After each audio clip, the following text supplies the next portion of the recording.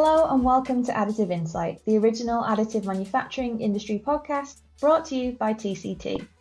On this week's episode, we have a conversation with Steve Fournier of General Atomics.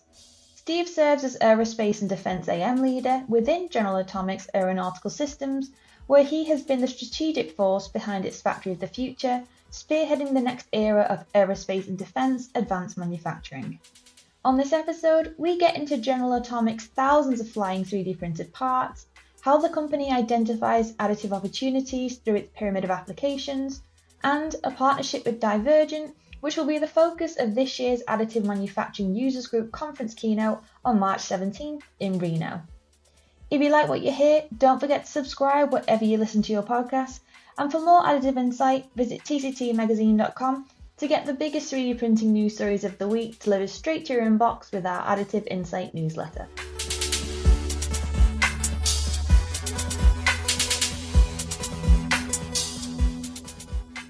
Hello, Steve. Welcome to the Additive Insight podcast. It's great to have you here. Thank you for having me. And I'm very excited to get to talk to you a little bit later on in this conversation about exactly why we've got you on here, the AMUG keynote for this year. But first things first, I always like to start the Additive Insight podcast with the same question. What was your entry point into additive manufacturing, that real light bulb moment with 3D printing technology where you either first saw it or it really clicked for you? Yeah, I reflect back once in a while on how did it all started, because to be frank, when I went to college and grad school, I never knew additive manufacturing existed. At least I was not exposed to it at the time. And my passion was really aerospace and defense, like anything that flies and go to space was my passion, really. So I pursued the type of engineering career to get me there. Along the way, I worked at Berkeley National Lab 16, 17 years ago. Mm-hmm. And we used, the engineering group there was using a type, like for those who are old enough, the Z Corp type of material, the gypsum type base printing. And we were using this to visualize integration of systems for a very complex accelerator particle project that I was managing. And that was my light bulb. I was like, whoa, this is game changing. And then it went from there step by step.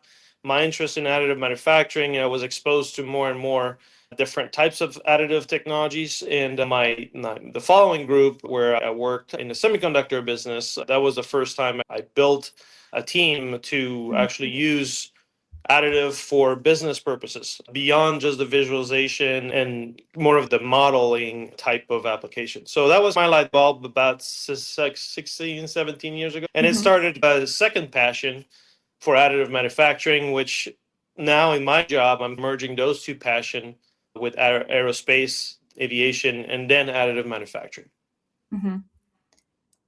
So quite a journey there from that starting point and all these different experiences that you've had in these different industries. So today you are with General Atomics. How did that happen? How did you get there? And just tell us a little bit about what you actually do in your day job now. Yeah, I want to say 9 years ago. So let's step back. General Atomics have been using additive manufacturing for, I want to say over 10, 12, 13 years. And like any other companies, we started as a kind of dabbling in it, buying a printer here and there, an engineer in the dark corner of a room, trying things out with a small printer. And slowly we discover more different materials, more industrial like style printers. And about 8 to 9 years ago, the decision was made that we're now too dangerous for our own goods, right? So we knew too much, which is good and bad, right? So you have to, where this can be applied to your product. For us, it's unmanned aerial systems and drones.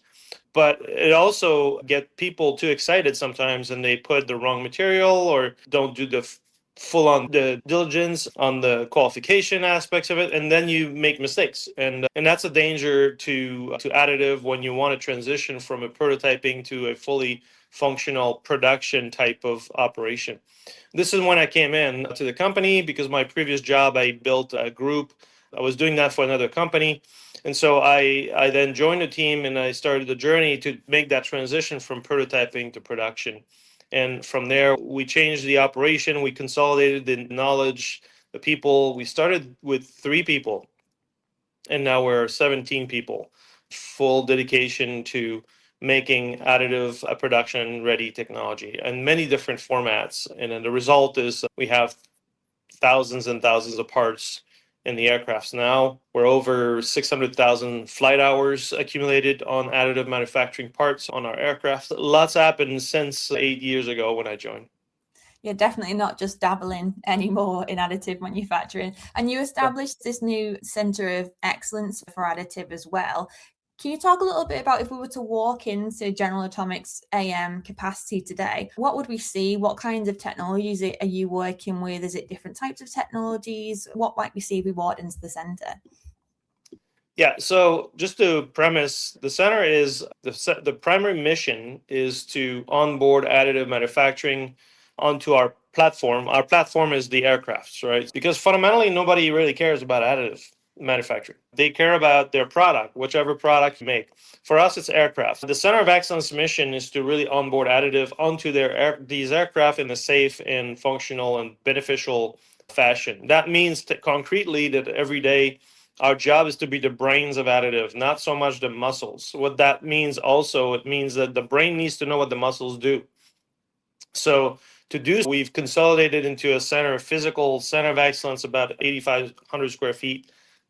So we're really operating like a mini startup inside a bigger company. That's really how I describe the operation of our group. In the Center of Excellence, we will find multiple different additive technologies, namely the extrusion-based FDM, powder-based SLS for composite printings in the powder form, and then laser powder fusion metals. And within these different areas, you have multiple different materials that are being printed, and it's all production level operation. Beyond that, we're leveraging partners on the outside that augment that capability for production, namely on the DED side of the house, as well as tooling, so large format additive.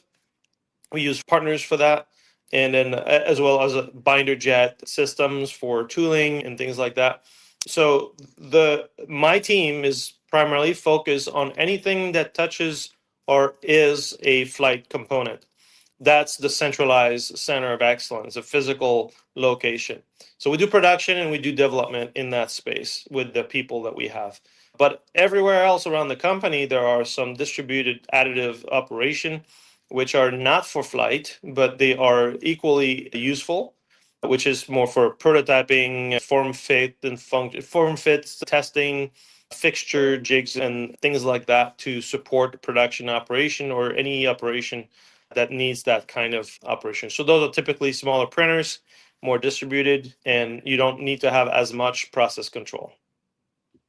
Yeah, it certainly sounds like a really good example of this thing where we always talk about a kind of enterprise-wide acceptance of additive manufacturing. It's not just consolidated to one space, it's used everywhere within an organization. You talked then about the specifics, some of the specific applications, but I wonder if you can actually get into what some of those flight-ready parts actually are for us.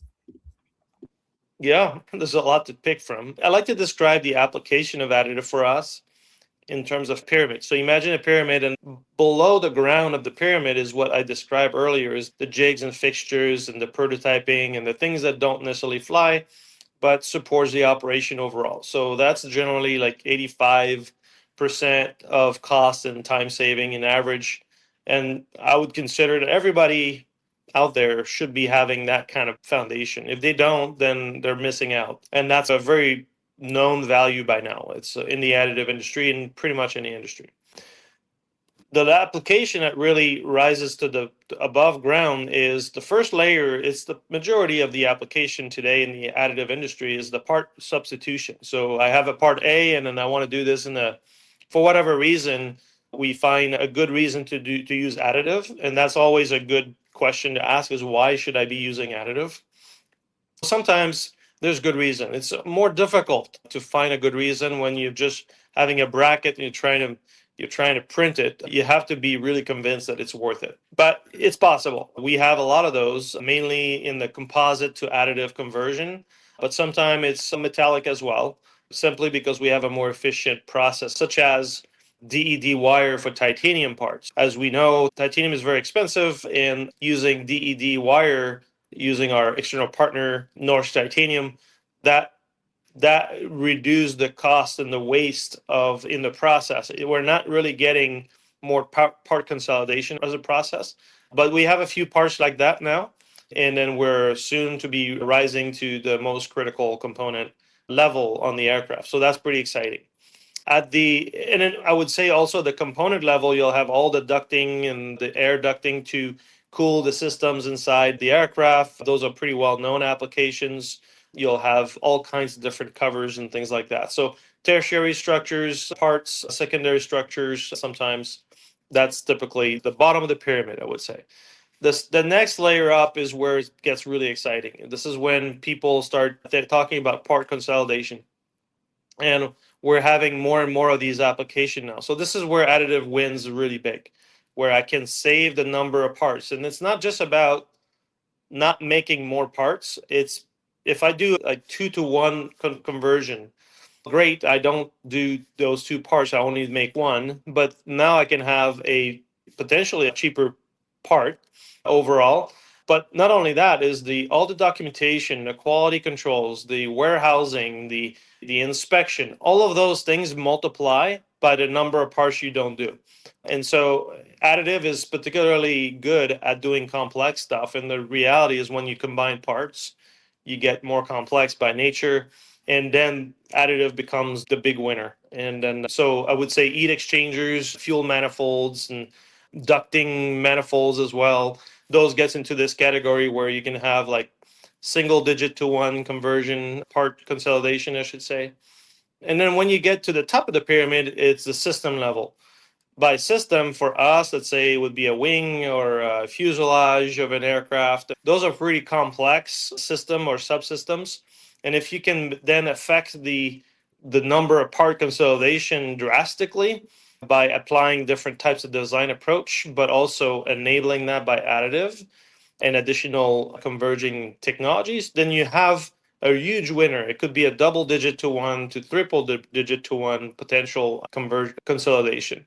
And that we have also done. We have reached that level, and that's tied to the AMUG keynote speech, which is our partnership with Divergent, where this entire journey, I would say, started. It evolved since then, and that's the story that we want to tell, is how we at GA, we've navigated towards the top of the pyramid by partnering with Divergent, and then what's our journey since then. Yeah, I'd love to get onto that story then, because I think Divergent has been known for such a long time now, specifically around automotive. But I remember a few years back was when they really signaled that they were going to be going into the aerospace industry as well. So without giving away too much from your presentation coming up at AMUG this year, can you talk to us about what's come from that partnership and where you've really found these synergies between the two of you? This goes back to 2022 when Kevin Zinger, then CEO of Divergent, was giving the keynote speech at AMUG. And I was sitting in the back of the room, and I've been attending AMUG for over 10 plus years. And more recently, I would say for the past 7, 8 years, we're presenting every year. So we're very much engaged with the community there. And I was listening, and we knew about Divergent before from the auto industry and the press release they were making and so on, and tracking where they were.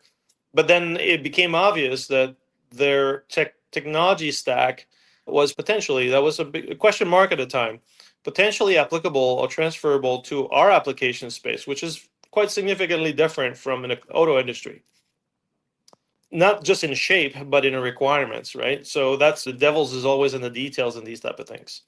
So that's where the journey started. And how that journey transformed both of our companies, I'll let Divergent talk about their side, but you've heard the growth over the past 3 years into the defense sector from Divergent, and they are very successful in growing that side of the business right now. Not to say that they're very successful in the automobile industry as well, but that's definitely a sector that they grew significantly since then. And on our side, and I'll let Divergent kind of expand on the talk there with the details, but on our side, it really also gave us an opportunity to look inward, right, on, all right, how do we make aircraft today? And not all aircrafts are designed the same way, but they have commonalities in the way we approach a design. And so looking at the way Divergent was approaching their structure forced us to reconsider the design aspects. That was a big number one. And then number two is, okay, let's consider additive manufacturing at the top of the pyramid, at the structural level, at a level that requires a lot of trust. And so it got us into a journey of qualification and really trying to understand the ins and outs of the technology. And it really brought, not that my team was not aware of what additive requirements were. When you live in a bubble of expertise with additive, you don't realize that not everybody breathes this in and out every day. So that the application became very beneficial to the business. And so that drove a lot more attention outside of our bubble. And it really brought a lot of people into the fold. So to figure out everything we needed to figure out about this particular technology. And then from there, we've evolved our maturation of the design aspects, the manufacturing workflows within the Divergent ecosystem and outside. I'll just give you a teaser. We might bring hardware. Okay, very excited. And I do wonder as well, because as someone who is an attendee of AMUG, you've learned from each other and coming from completely different industries. What do you hope that people can get from hearing your story? What do you hope people will learn from listening to a talk like this about how industries can come together and learn from each other when it comes to additive manufacturing? I think my goal is, yeah, of course, we're going to be making that as around additive manufacturing, but I don't think it's solely unique to additive manufacturing. What I hope is that people will realize that we live in bubbles, in echo chambers. When we go to a conference like AMUG, we go to other types of conference about additive manufacturing, we often see the same faces. We often see, we talk about the same topic. We complains about the same things and things like that. And we're reinforcing each other's narrative and views and things like that. And it's not a negative thing. I'm just saying it's a kind of natural consequence of having these technology focused kind of conference. Now, AMUG and other conference, but particular AMUG focusing on the users, by nature, you'll have multiple different tracks. You're going to have different industries covered. And my hope is that people can go outside of their own bubble. If you're in oil and gas, if you're in automobile, if you're in medical and so on. I attend presentation and talks from other industry sector because I never know when there is a nugget for us. And that's my job to make that translation, or that has that vision and that anticipation of what if question. And that's me trying to burst through my bubble. And that's exactly what happened when I was in front of Kevin in his keynote. All right. And then this happened multiple different times over my career, not just with Kevin is one example, but I think that's my hope, is to leave the audience with the understanding that you can really find transformative opportunities outside of your bubble, outside of your swim lane, if you will. And that's important for us, especially today when we have a lot of additional tools like AI and things like that. You can do a lot more of that without a whole lot more effort, if you will. So that's my ultimate goal, is to bring people together, but from outside, like kind of converge, having a Venn diagram between bubbles, if you will. I think you bring up such a good point there, Steve, about this idea of being in these little bubbles, because I think additive manufacturing particularly can be accused of being in a bubble. Like you mentioned before, you can presume that everyone's breathing the same, but not everybody is as aware as you might be if you're in the industry. So I did have a question about how you mentioned that you work with like your network of partners and suppliers. And something that we talk a lot about at the minute is this idea of additive manufacturing in supply chains, particularly in industries like aerospace and defense, and how to get additive in there. Are you finding that additive is more embedded now in the supply chains that you're working with, or is there still a bit of a learning curve to happen there where it's not as established as we maybe think it is from inside the bubble? There are a supply chain for additive manufacturing. So let's be specific. You have large scale contract manufacturers. I'm not going to name names, but they do everything under the sun, right? They're going to do machining. They're going to do all kinds of things. There are instances where they are trying to find their sweet spot with additive manufacturing. And it's not always easy to grow that side of your business without having an anchor type of programs or something that will create your demand. You have to have vision, build it, and they'll come type of vision when you're this big, because essentially additive is just another tool in the toolbox. If your whole business model is to offer tools to people, if you don't have it, you're at the disadvantage. So I would say this is understood. I think some are struggling to make the business sense of it because the demand signal was historically it was spotty. It was not sustainable. Just car industry, I know I'm going to have X amount of average demand signal for widget A and widget B. So I'm going to build my production line and my capability for that. The additive has been growing in the demand signal on the application side, and it's been spotty depending on the market fluctuation. But I think we've reached a pivot point. Application like Apple Watch and other automobile car manufacturers are using additive now. Aircraft are using additive now. Defense is massively investing in additive manufacturing. All of those things are sending the demand signal into the supply chain, and it's fortifying their commitment to invest. So that's number one piece. You have now specialized contract manufacturing to make additive parts, and that is also solidifying. For the same reason I mentioned for the larger contract manufacturer, the spotty nature of the demand signal created a lot of consolidation and churn into the additive industry in the past couple of years, I want to say 2-3 years. And that's been difficult for the companies to really stay stable long enough so that the users like me can go to them, invest, and bank on the stability of the supply chain. So I think it's also turning a corner now with enough consolidation that brings enough demand signal to be sustainable and be stable. Because I'm looking for supply chain that's going to be there in 5+ years. It's important to trust that. Even if you're big, it doesn't really mean that your CEO is going to want to keep that P&L. And then you have the technologies, the technology OEMs and things like that. There's a lot. There's a lot of those.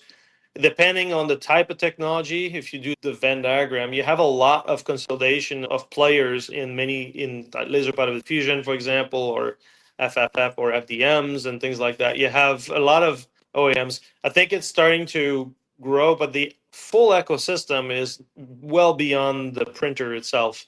You have to think about the raw materials and where they are. And with all the new tariff policies and things like that, it's definitely not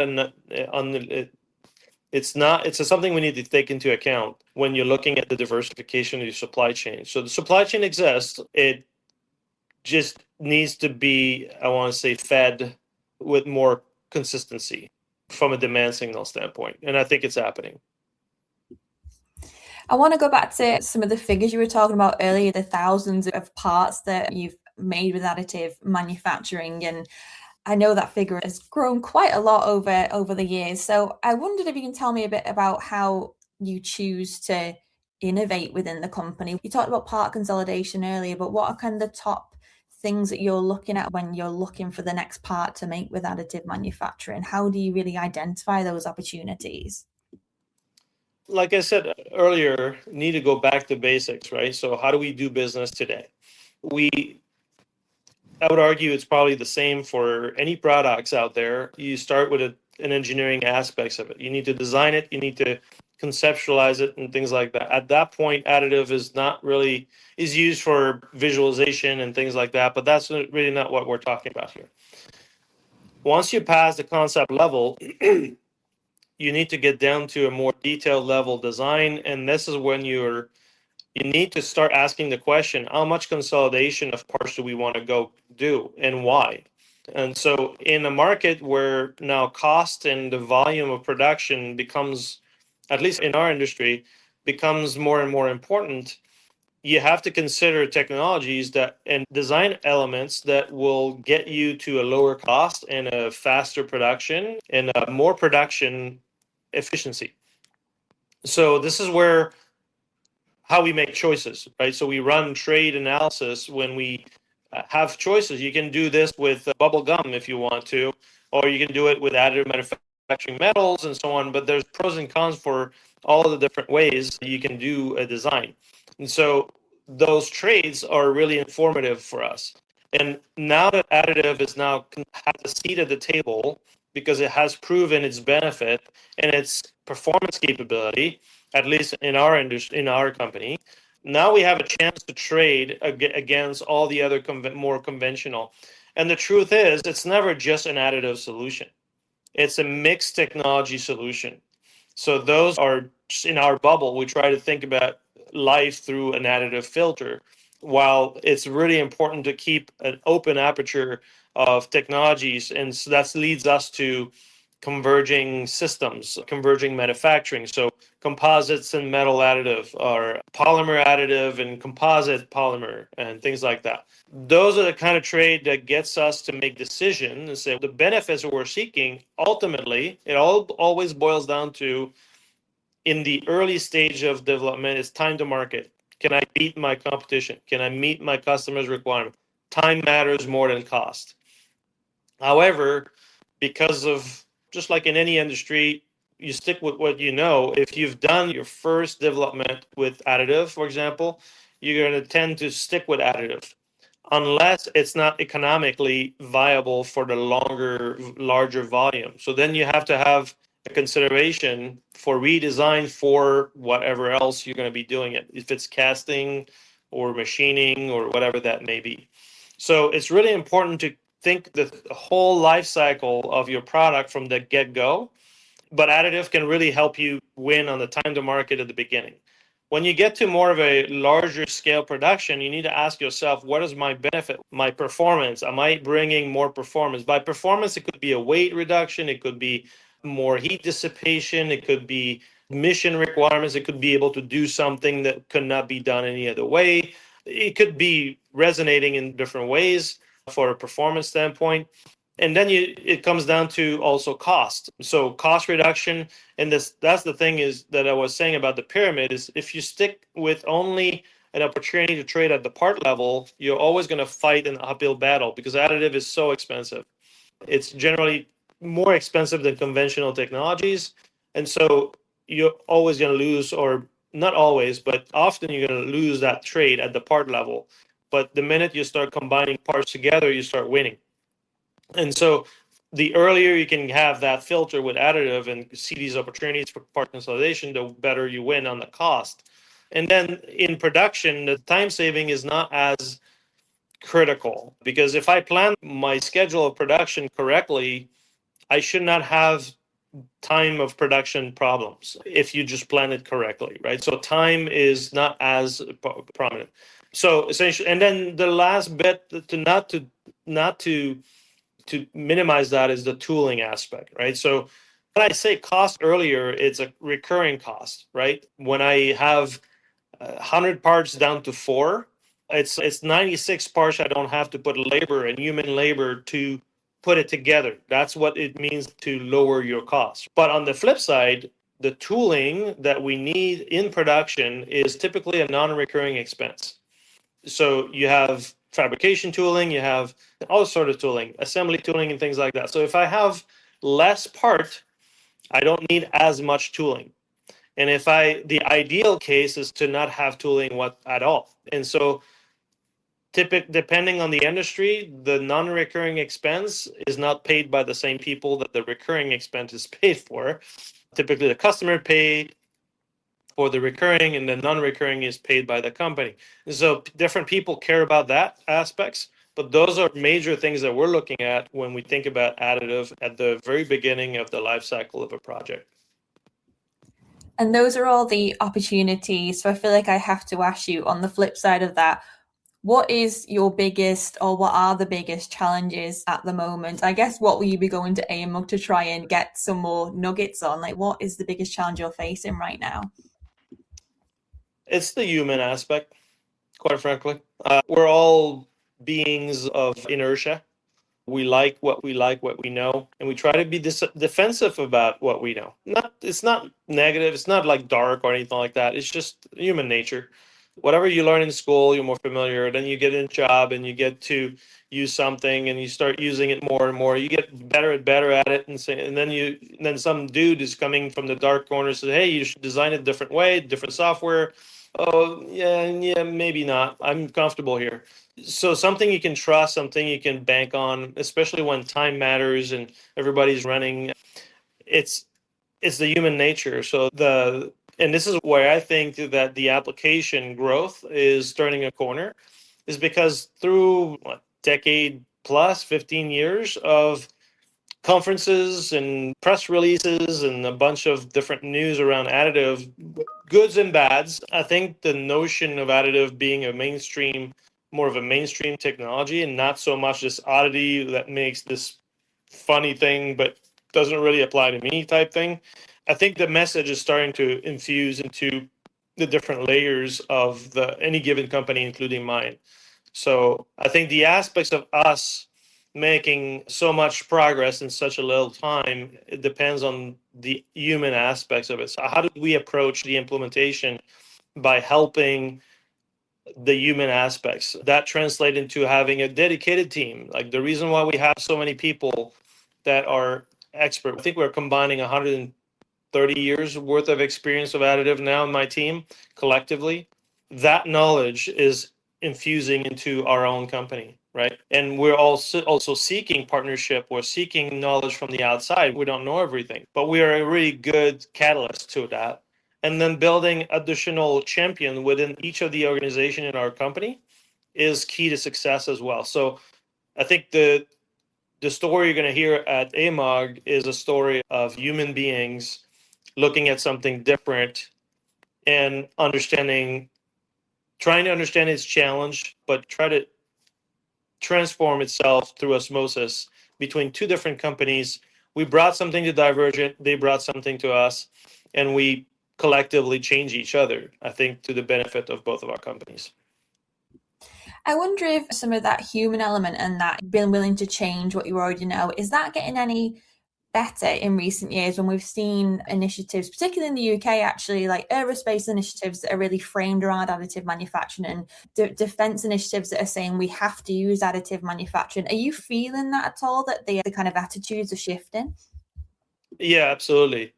It's even in the defense bill on our side for if you've read the NDAA bill over in the US defense, I was signed back in December. There's a whole chapter around the imperative to use additive manufacturing and enable additive technology in different formats to serve the defense sector. And I would say the other industries I think they're mainly driven by maybe that's not as much defense, but like space, for example. Space has been a huge adopter for it, and it's been driven by business benefit, right? So business speaks for itself.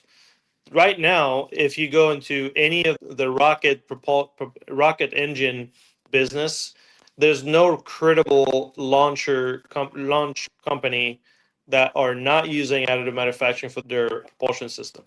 If they are not, they're not going to survive. And that's now like natural selection, if you will. And that is speaking very loudly.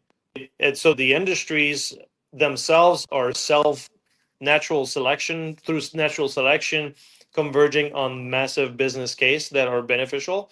In the defense sector, because it's in any other industry that is very regulated, it takes longer. It takes lots of advocacy and policy changing type of moments, which is happening now, and we are feeling it.